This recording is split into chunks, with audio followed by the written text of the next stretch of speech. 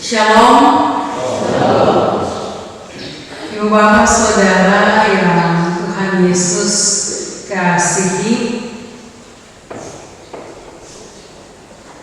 ada banyak alasan ketika kita memberikan sesuatu kepada seseorang.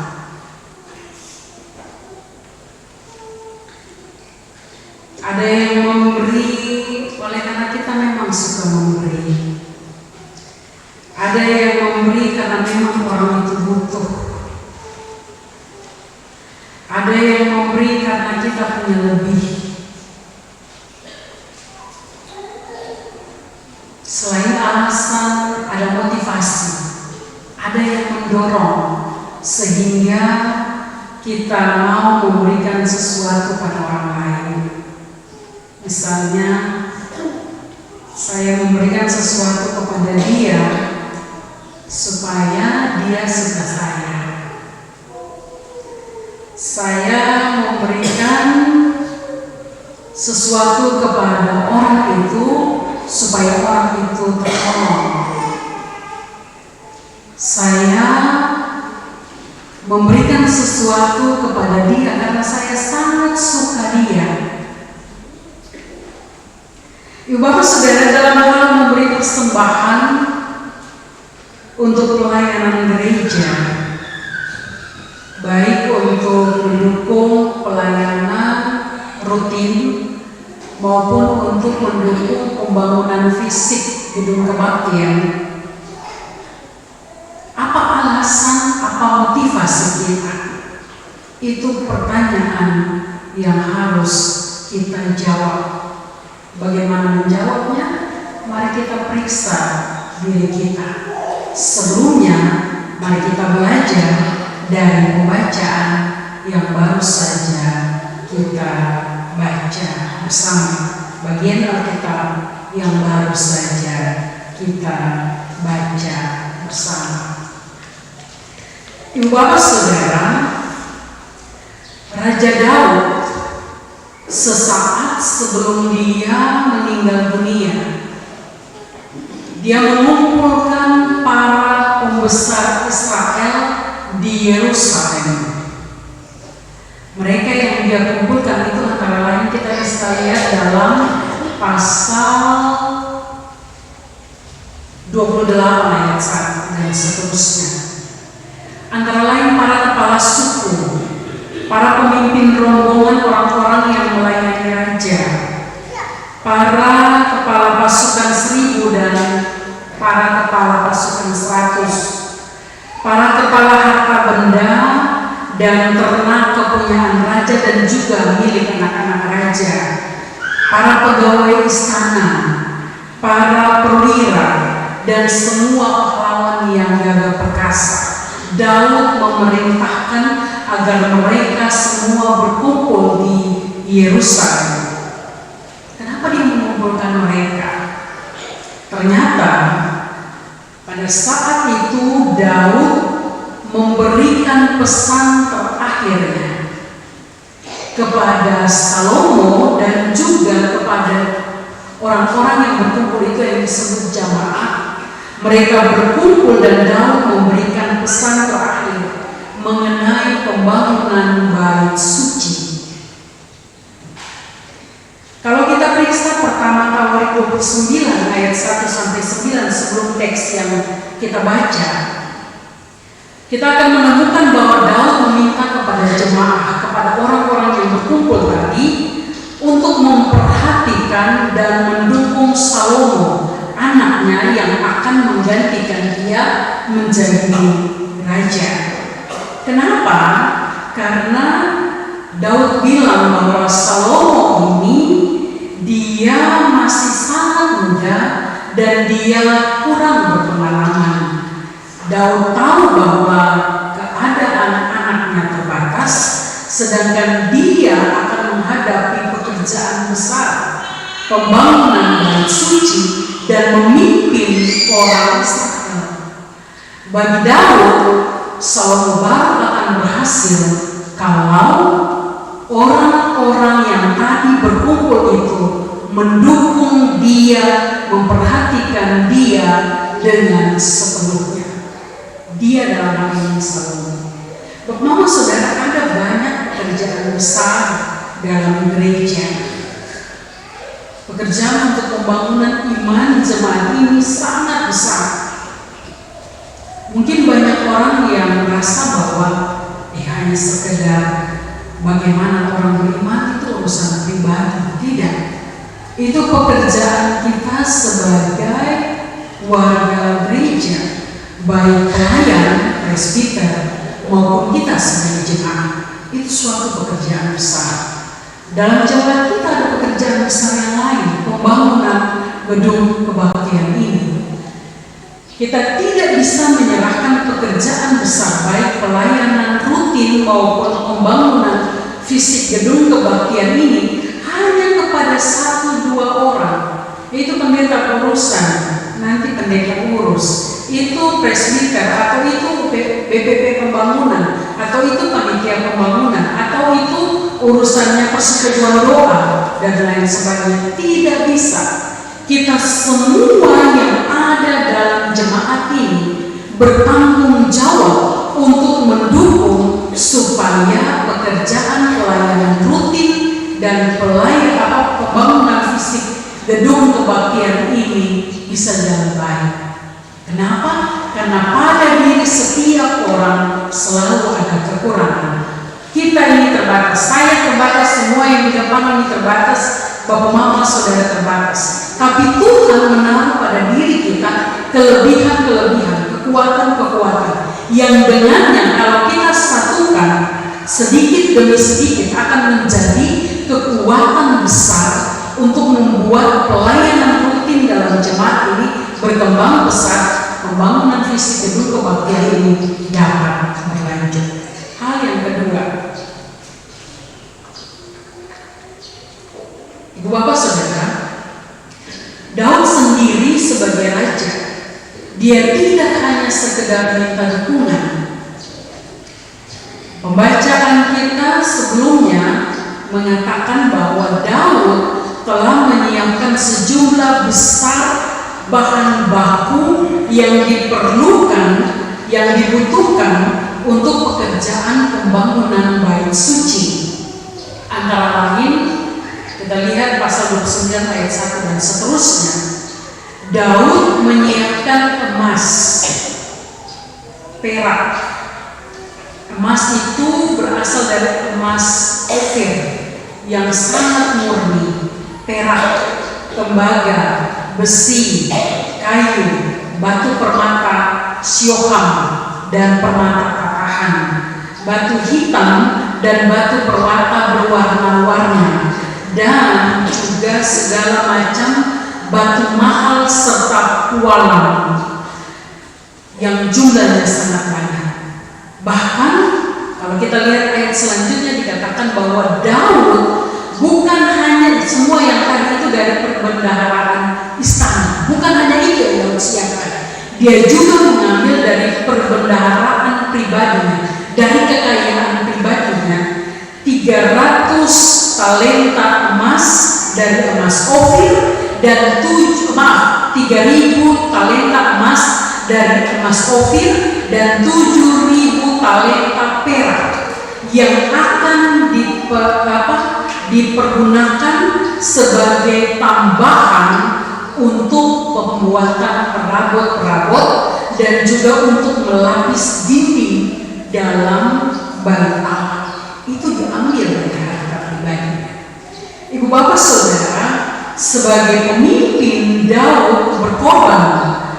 Dia tahu bahwa untuk pembangunan bait suci ini dia akan menyerahkan pekerjaan selanjutnya kepada anaknya, dia akan menyerahkan pekerjaan ini kepada jemaah yang besar, dan dia telah menyiapkan bahan bakunya. Dari sini kita belajar bahwa untuk melakukan suatu pekerjaan besar, baik pelayanan rutin maupun dalam pembangunan visi gedung kebaktian ini, Bapak Saudara, kita belajar untuk bisa memberikan, menyiapkan dan memberikan apa yang terbaik yang ada pada diri kita, pada pada diri saya dan pada diri Bapak Ibu Saudara semua. Dengan itu kita, yang pemberian kita itu akan berguna untuk pekerjaan baik ini. Persoalannya adalah, maukah kita? Maukah kita memberi dari apa yang kita punya? Banyak orang yang ketika yang memberi berhitung-hitung, kalau beta kasih nanti beta kemana? Kalau beta kasih nanti beta keluarga bagaimana? Dan seterusnya. Belajar dari dalam ada kerelaan hati untuk menyiapkan dan untuk memberikan. Yang ketiga, Bapak Saudara, pembacaan kita mengatakan bahwa Daud melakukan semua ini oleh karena cintanya yang besar kepada rumah Allahnya. Ayat 3 mengatakan itu. Daud menyediakan semua itu karena cintanya yang besar kepada rumah Allah. Ini sesuatu yang luar biasa. Motivasi Daud adalah cinta kepada rumah Allah. Dia cinta kepada tempat itu. Kenapa? Karena pemahaman Israel, baik Allah adalah tanda kehadiran Allah di tengah-tengah umat Israel. Baik Allah adalah tempat bersemayamnya Allah Israel. Maka yang terbaiklah yang harus disediakan untuk membangun rumah bagi Allah. Dan bukan hanya Daud, tetapi semua orang yang mendengarkan apa yang dikatakan Daud, mereka setelah melihat bahwa Daud menyiapkan segala sesuatu, mereka juga mempersembahkan apa yang ada dari harta kekayaan mereka.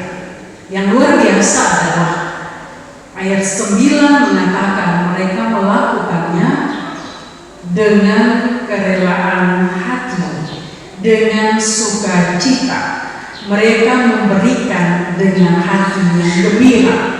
Saudara-saudara, kita hanya akan memberikan yang terbaik kepada orang atau pihak yang terbaik.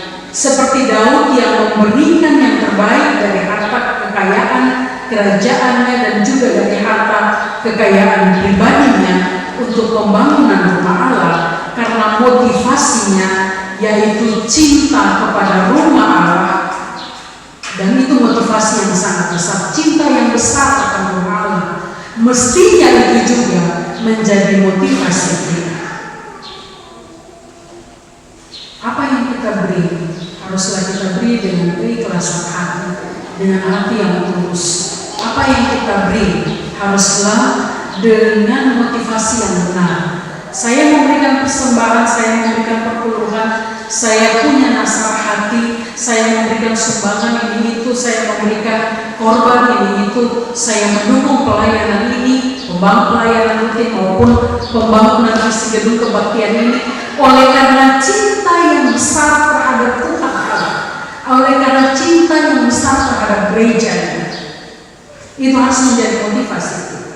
Yang berikut, Daud sadar sepenuhnya bahwa Tuhan Allah adalah Tuhan yang punya kebesaran, kejayaan, kehormatan, kemasyhuran, keagungan.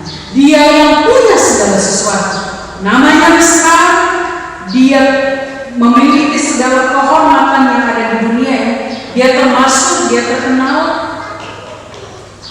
dia Allah yang agung.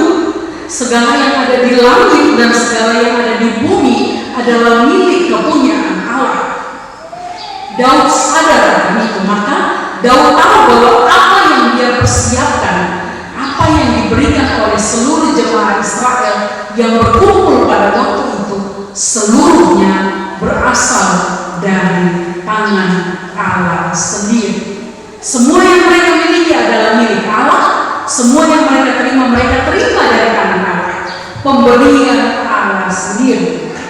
Daud sadar sepenuhnya bahwa dia dan bangsa Israel sanggup memberi dengan sukarela, dengan hati yang rela, dengan sukacita, dengan hati yang gembira, oleh karena Tuhanlah pemilik segalanya. Mereka memberi tanpa takut bahwa nanti mereka kurang, oleh karena mereka tahu Tuhan yang kepadanya mereka persembahkan segala bentuk pemberian itu akan selalu mempunyai cara untuk memberkati mereka dengan cara-cara yang ajaib. Yang mereka berikan dikatakan mereka terima dari tangan Tuhan. Coba kita lihat doa persembahan kita ya. Ada bagian yang kedua atau ketiga dalam begini. Berkati dan terima persembahan hidup dan pemberian tangan kami, sebab siapakah kami ini yang dapat memberi dengan kesukaan sendiri? Semuanya Tuhan punya dan kami berikan dari tangan Tuhan sendiri. Semua yang ada pada kita, semua yang kita berikan sebagai persembahan yang hidup, tubuh kita, diri kita, dan semua pemberian tangan kita, pemberian hati kita, semuanya Tuhan punya dan kita berikan dari tangan Tuhan sendiri. Ibu Bapak Saudara, kalau kita sadar akan hal ini, maka ke depan tidak akan ada lagi keraguan ketika kita hendak memberikan dukungan terbaik, persembahan-persembahan terbaik bagi pelayanan pekerjaan Tuhan. Bapak Saudara, saya tidak pilih bacaan ini. Ini bacaan yang ditentukan oleh Majelis Sinode Gemit untuk seluruh warga Gemit pada hari ini Minggu 9 September. Saya kira selalu waktu Tuhan itu waktu yang terbaik untuk minggu yang ada di depan ini, untuk seterusnya. Gereja kita ini akan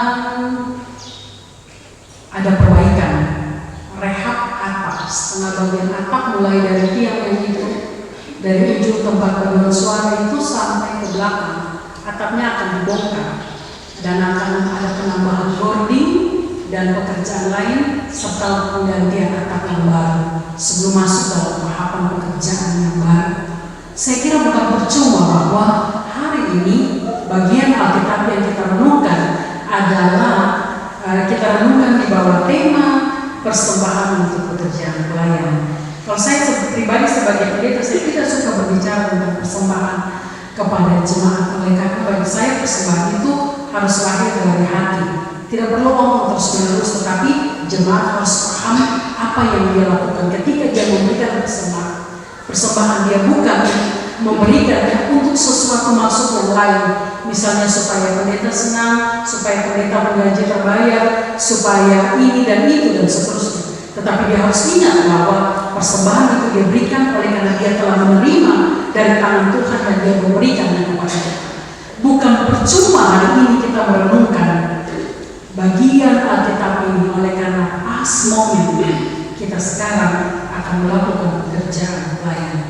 Yang paling bisa kita lakukan yang pertama adalah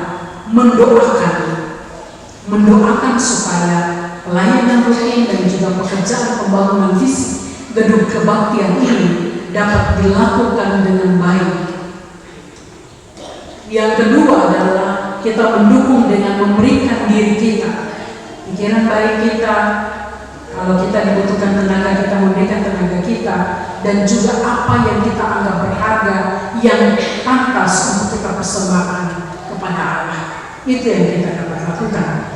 Ibu Bapak Saudara, hal yang terakhir, ternyata Daud sadar sepenuhnya bahwa Tuhan Allah itu selalu menguji hati umatnya. Dan ketika Allah menguji hati umatnya, dia berkenan kepada umatnya yang memberi dengan ikhlas. Maka di hadapan Tuhan Allah, Daud mengaku bahwa semua yang diberikan adalah pemberian yang dengan sukarela, tulus ikhlas dan sukacita. Saudaraku, bagaimana dengan kita? Bagaimana dengan motivasi kita dalam memberikan persembahan untuk mendukung pelayanan pekerjaan Tuhan, baik pelayanan rutin maupun pekerjaan pembangunan fisik gedung kebaktian ini? Apa yang menjadi motivasi kita? Saya tidak berbicara tentang jumlah, Saya tidak berbicara tentang jumlah seperti yang Daud katakan kepada jemaat Israel, tidak. Tetapi berdasarkan perenungan atas bagian Alkitab yang kita baca ini, berdasarkan apa yang kita pelajari dari sikap Daud dan umat Israel yang mendengarkan nasihat terakhir, peringatan terakhir kepada Salomo dan bangsa Israel, saya ingin kita semua memeriksa diri dan hati kita. Apakah setiap kali kita memberikan persembahan, apapun itu, kita memberinya dengan hati yang sukarela, hati yang ikhlas, dan hati yang gembira, penuh sukacita, senang sekali ketika kita memberikan persembahan, ataukah kita berhitung-hitung, ataukah kita bersungut-sungut, ataukah kita tidak rela, ataukah karena terpaksa? Kalau kita sampai kasih nanti orang yang lihat bilang apa, orang yang duduk di sebelah kita bilang apa, atau presbiter bilang apa, dan lain sebagainya. Saudara, kan kita hanya akan bisa memberikan yang terbaik dari perbendaharaan kita jika kita menganggap bahwa Tuhan itu berkuasa atas hidup kita. Jika kita sadar bahwa semua yang kita punya adalah pemberian tangan Tuhan. Daud sadar bahwa kecenderungan hati umat Israel bisa berubah. Hari ini sukarela, hari ini tulus ikhlas, hari ini sukacita. Tetapi besok-besok oleh karena keadaan bisa jadi mereka memberi dengan terpaksa. Maka Daud memohon kepada Tuhan agar Tuhan menjaga kecenderungan hati umat Israel supaya mereka tetap sukarela, supaya mereka tetap ikhlas, supaya mereka tetap sukacita. Saya kira ini juga mesti menjadi doa kita agar kecenderungan hati kita dalam memberikan persembahan untuk mendukung pekerjaan pelayanan rutin maupun pembangunan visi gedung kebaktian ini tidak boleh bergeser karena alasan apapun. Semua hal boleh berubah, tetapi kita mesti tetap memberi dengan sukarela, tanpa paksaan, dengan hati yang ikhlas, dengan hati yang gembira. Kata ikhlas itu artinya asli, sejati, murni, sepenuh hati, dan lurus hati. Pemberian hati yang apa adanya, tidak ada sesuatu yang tersebut dalam pemberian persembahan kita. Saya sampai bagian yang terakhir, Bapak Saudara. Orang Cina ketika membeli sebuah furnitur dari kayu, misalnya sebuah meja, mereka punya alat uji tersendiri supaya mereka memastikan bahwa meja itu terdibuat dari kayu yang utuh tanpa lubang-lubang, dari kayu yang terbaik. Maka mereka akan membakar meja itu, dan pemilik mebel atau tukang akan dengan gembira memberikan, karena itu bagian untuk menguji apakah meja ini dari kayu yang terbaik atau bukan.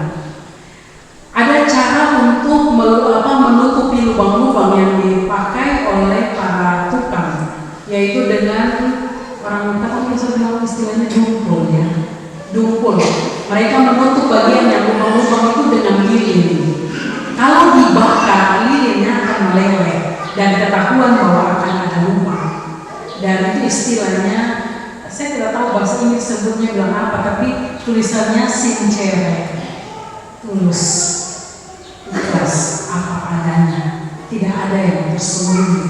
Itu yang disebut istilah untuk meja yang demikian, dan proses membakar itu disebut istilahnya demikian, sincere. Nanti Bapak anak-anak yang sekolah cari tahu dia cara baca bagaimana, saya tidak tahu. Saya tidak sempat periksa bagaimana cara baca. Bapak Mama Saudara, pemberian hati kita, persembahan hidup kita kepada Tuhan, tidak usah hitung besar kecil sekalipun. Ketika kita bawa dengan hati yang tanpa lubang, yang apa adanya, yang tidak berubah oleh karena keadaan, itu diterima dengan gembira di hadapan Tuhan. Maka baiknya kita belajar begitu. Dalam hal pembangunan dan pelayanan rutin yang harus kita upayakan supaya maju dari waktu ke waktu. Tuhan Allah mengangkat kita untuk menjadi teman sekerjanya. Teman sekerja Allah ini bukan hanya pendeta, pengatua dan pengajar, dan orang-orang yang bekerja di gereja, tapi kita semua menjadi teman sekerja Allah. Tuhan tadi Daud bilang Tuhan kita itu kaya, dia punya segala sesuatu. Tetapi tanpa kita, Tuhan tidak mau. Tanpa Tuhan, kita tidak mau. Maka untuk semua pekerjaan baik ini Bapak Saudara, baiklah kita memberi diri dengan percaya bahwa kita berjalan bersama Tuhan, maka kita akan mampu sampai pada akhirnya. Dan kita harus percaya juga bahwa tanpa kita, Tuhan tidak mau supaya gereja ini tetap bertahan hingga akhir. Kita dianggap menjadi teman sekerja Tuhan dalam pekerjaan baik ini. Maka baiklah kita ingat baik, saya dan saudara, teman sekerja Allah untuk mendukung jadi baik pekerjaan